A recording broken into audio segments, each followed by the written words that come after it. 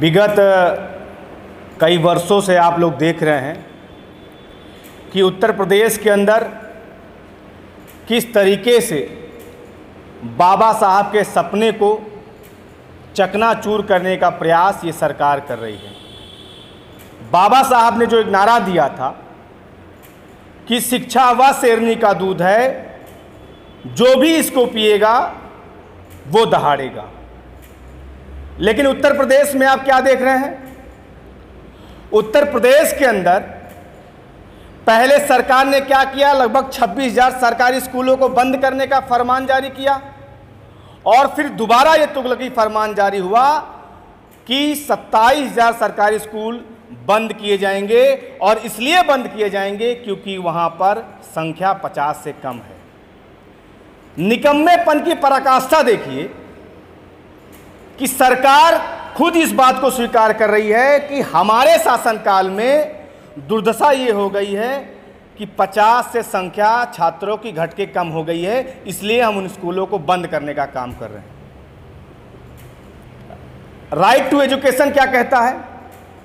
Article 21A क्या कहता है? वो कहता है ये हमारा मौलिक अधिकार है, यानी उत्तर प्रदेश के देश के हर उस गरीब, शोषित, वंचित, पिछड़े समाज से आने वाले बच्चे को उसको शिक्षा मिले। 6 से 14 साल की उम्र का जो बच्चा है उसको निःशुल्क शिक्षा मिले और उसके गांव से, उसके घर से महज 1 किलोमीटर की दूरी का, यानी 1 किलोमीटर दूरी के अंदर उसको शिक्षा मिले।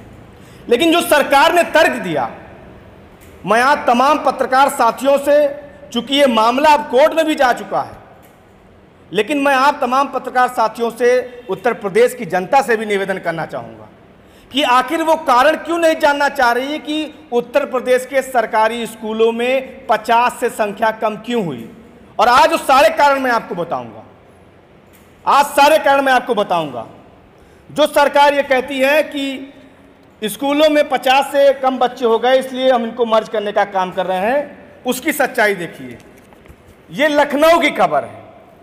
उत्तर प्रदेश की राजधानी लखनऊ के अंदर है कि नया सत्र शुरू हो गया। पूरा ध्यान लगा हुआ है कि कैसे प्राइमरी स्कूलों को बंद किया जाए, लेकिन हालत क्या है? किताबें न शिक्षक, और ये क्या कह रहे हैं? हम कॉन्वेंट स्कूलों का टक्कर लेंगे। यानी उत्तर प्रदेश का प्राइमरी स्कूल, प्राथमिक विद्यालय, वो कॉन्वेंट स्कूल का टक्कर लेंगे। लेकिन हकीकत क्या है? न वहाँ पर किताबें हैं, न शिक्षक है। ये सच्चाई उत्तर प्रदेश की राजधानी लखनऊ की है। एक खबर और देखिए आप, ये खबर है बलिया की। जब हम लोग बार बार इस बात को कहते हैं कि भैया इंफ्रास्ट्रक्चर ठीक करिए, वातावरण बनाइए, तब तो बच्चे आपके यहाँ आएंगे। ये 30 साल हो गया, योगी आदित्यनाथ की सरकार को भी 9 साल हो गया, लेकिन अभी तक इस स्कूल में बिजली नहीं आई है। खुद एसी के कमरे में बैठ के ट्वीट करने वाले नेता, तुगलकी फरमान जारी करने वाले अधिकारी, उनको क्या ये खबर नहीं पता कि बलिया के अंदर 30 साल से प्राथमिक विद्यालय में बिजली नहीं आ रही है? और एक खबर देखिए, ये खबर आज की है, सहारनपुर की है। इस खबर में, अभी इसका मैं वीडियो भी आप लोग को जारी कर दूंगा, माननीय सांसद संजय सिंह जी ने ट्वीट भी किया है। इस खबर में आप सोचिए कि मिड डे मील में जो उनको चावल दिया जाता है, दाल दिया जाता है, उसमें कीड़े परोसे जा रहे हैं, कीड़े।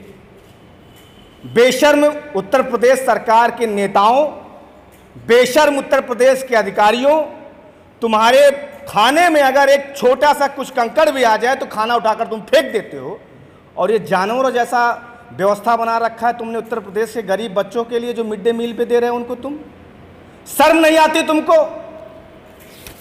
और देखिए, ये सोनभद्र की खबर है। ये सोनभद्र की खबर है। जो नेताजी, जो मंत्री जी, जो अधिकारी सुबह मॉर्निंग वॉक करते हैं और गन्ने का और नारियल का पानी का जूस पीते हैं, हकीकत यह है कि 1 लीटर दूध में 80 बच्चों को दूध पिलाया जा रहा है, कई बल्टी पानी मिलाकर। ये सोनभद्र की घटना है। 1 लीटर दूध में 80 बच्चों को वो दूध पिलाया जा रहा है, क्योंकि उसमें कई सारी बल्टियों का पानी मिलाया जाता है। ये खबर देखिए आप। तो ये कुछ ऐसे आंकड़े थे जिसको मैंने बताया, जो अखबारों की स्थिति थी। अब जो ये नई सरकार ने जो योजना लाई, सरकार ने कहा कि ये जिम्मेदारी वहाँ के प्रधानाध्यापक की है, वहाँ के अध्यापक की है कि 50 की संख्या वो मेंटेन करें। और दूसरा, इन्होंने जो नई शिक्षा नीति लाई उसमें ये कह दिया कि 6 साल जब बच्चा पूरा कर लेगा तभी उसका एडमिशन प्राइमरी स्कूल में हो सकता है, अदरवाइज नहीं हो सकता। तो जो ड्रॉप आउट रेशियो है, जो लगातार बच्चे प्राइमरी स्कूल से कम हो रहे हैं, उसका कारण सबसे बड़ा ये भी है कि आज 3 साल का बच्चा होता है तो माँ बाप उसको नज़दीकी स्कूल में भेजता है कि हमारा बच्चा पढ़ना लिखना शुरू करे। लेकिन सरकार नीति ही ऐसे बना दी सरकारी स्कूलों के लिए कि जब तक 6 साल नहीं पूरा होगा तब तक वो बच्चा जो है प्राइमरी स्कूल में नहीं जा सकता। और उसके लिए नियम क्या लगाए? उसके लिए नियम लगाया कि हम एफिडेविट लेंगे, 60 रुपए का चालान बनवाएंगे। ये हमने आपको चालान की कॉपी में दिखा रहा हूं। हर बच्चे का 60 रुपए का चालान पहले बनता है। वो 60 रुपए का चालान बनता है।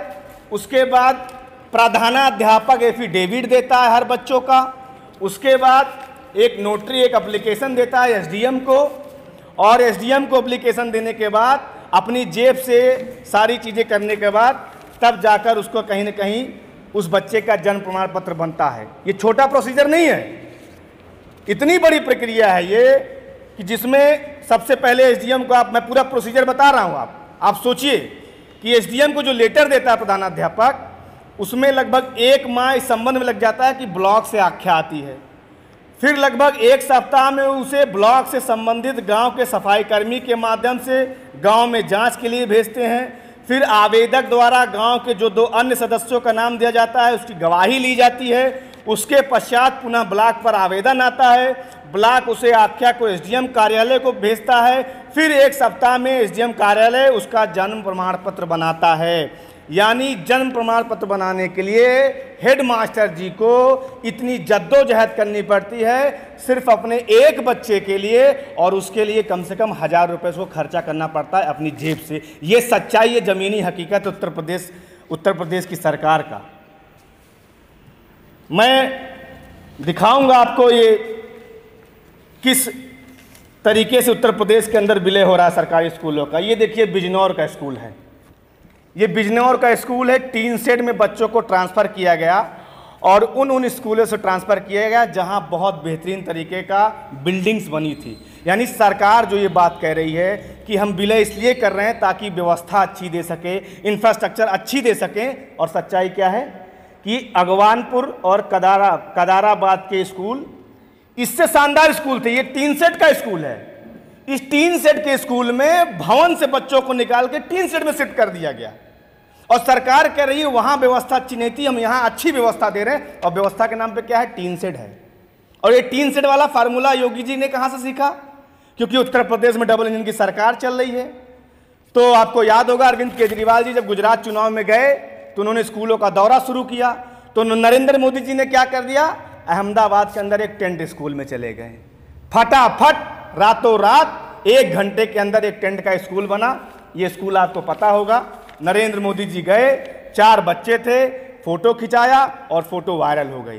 तो नरेंद्र मोदी जी की नीति है कि टेंट में स्कूल बनाओ, और योगी आदित्यनाथ जी की नीति है 3 में स्कूल बनाओ, 3 सेट में स्कूल बनाओ। ये दरअसल सच्चाई है उत्तर प्रदेश सरकार की। एक चीज और सरकार ने हवाला दिया कि भाई हम सिर्फ 50 से कम बच्चों को, जो जहां संख्या 50 से कम है वो उसी को विलय करने का काम कर रहे हैं। ये मेरे पास एक जौनपुर का आंकड़ा है, और मैं आप पत्रकार साथियों से कहना चाहूँगा कि सरकार की मंशा को समझिए। मैं उत्तर प्रदेश की जनता से कहना चाहूँगा कि सरकार की मंशा को समझिए। ये तो सिर्फ मेरे पास एक जिले का आंकड़ा है। इस जिले में एक पिपरा गांव है, मरियाऊँ में पिपरा गांव है, सोइथा है, बबुआर है, जियारामऊ है, जहाँ पर 82, 95, 90 ऐसी संख्या में बच्चे हैं। और ये प्रस्ताव आ चुका है कि इनको भी सरकार बंद करने जा रही है। तो उत्तर प्रदेश की सरकार गुमराह किसको कर रही है मुझे समझ में नहीं आता। लेकिन एक चीज जरूर समझ में आता है कि भारतीय जनता पार्टी के नेता, और मैं अभी लिस्ट भी पढ़ूंगा, उनके नेता चाहे वह दिल्ली के अंदर शासन कर रहे हैं या किसी प्रदेश में बैठे हों, उनके नेता विदेशों में पढ़ाई करेंगे। और हमारे यहाँ जोखूराम का लड़का, हीरालाल का लड़का, उसको सरकारी स्कूल की भी शिक्षा नसीब नहीं होगी। ये लिस्ट आप देखिए, ये यूएसए में भारतीय जनता पार्टी के नेताओं के बेटे जो पढ़ते हैं उनकी लिस्ट है। शिवराज सिंह चौहान का बेटा, पीयूष गोयल का बेटा, रविशंकर प्रसाद का बेटा, जयशंकर का बेटा, निर्मला सीतारमण की बेटी, प्रकाश जावड़ेकर का बेटा और सिंधिया का बेटा, वसुंधरा राजे का बेटा, ये पढ़ते हैं यूएसए में। राजनाथ सिंह का बेटा, जयशंकर की बेटी, हरदीप पुरी की बेटी, गजेंद्र सिंह शेखावत की बेटी, ये पढ़ते हैं यूके में। और इसी तरीके से एक बहुत बड़े बोल नेता हैं, दिन रात चैनल पे आते हैं, निशिकांत दुबे, जो बहुत बड़ी बड़ी बातें करते हैं गरीबों के बारे में। उनके दोनों बेटे कहाँ पढ़ते हैं? यूके में पढ़ते हैं। भारतीय जनता पार्टी के नेता के बेटे, जिनके पास पैसा है, वो हिंदुस्तान से बाहर पढ़ाई करेगा। भारतीय जनता पार्टी के लोग, उत्तर प्रदेश के अंदर 90,000 लगभग प्राइवेट स्कूल हैं, और जब उनकी आप सूची निकाल के देखेंगे तो लगभग 70,000 प्राइवेट स्कूल सिर्फ भाजपा के नेताओं के नाम पे चल रहे हैं। तो दरअसल उत्तर प्रदेश के अंदर से शिक्षा को खत्म करने के लिए भारतीय जनता पार्टी ये सिस्टम लेकर आई है। और आम आदमी पार्टी का ये मानना है कि चाहे वह बाबा साहब डॉक्टर भीमराव अंबेडकर की बात हो या डॉक्टर राम मनोहर लोहिया जी की बात हो, जिसमें उन्होंने कहा था कि चाहे राष्ट्रपति हो या चपरासी की संतान, सबको शिक्षा एक समान। आम आदमी पार्टी इस बात को मानती है। निश्चित तौर पे ये मामला कोर्ट के अंदर है, और मैं आप सबके माध्यम से माननीय न्यायमूर्ति जी से निवेदन करूंगा कि कम से कम गरीब के बच्चों को ध्यान में रखते हुए, जो शोषित समाज से बच्चे हैं, दलित समाज से बच्चे हैं, उनका ध्यान में रखते हुए इस मामले को तत्काल रोक लगाएं। और आम आदमी पार्टी 9 जुलाई से, जो माननीय सांसद संजय सिंह जी ने आह्वान किया है कि उत्तर प्रदेश के सभी जनपदों में जहां जहां स्कूल बंद हो रहे हैं, उसका हम दौरा करने का काम करेंगे। और जो एक सूचना और हम लोग के पास में आई है कि ये जो सारे सरकारी स्कूल बंद किए जा रहे हैं, 27,000 के 27,000, वो सारे स्कूल दलित बस्तियों के हैं, अल्पसंख्यक समाज से आने वाले लोगों के गांव के हैं, और ओबीसी समाज के क्षेत्रों के स्कूल हैं, जहां भारतीय जनता पार्टी बड़ी संख्या में हारी थी। जिन बूथों को, वहां से ये स्कूल बंद किए जा रहे हैं ताकि लोगों को वोट देने से वंचित किया जाए।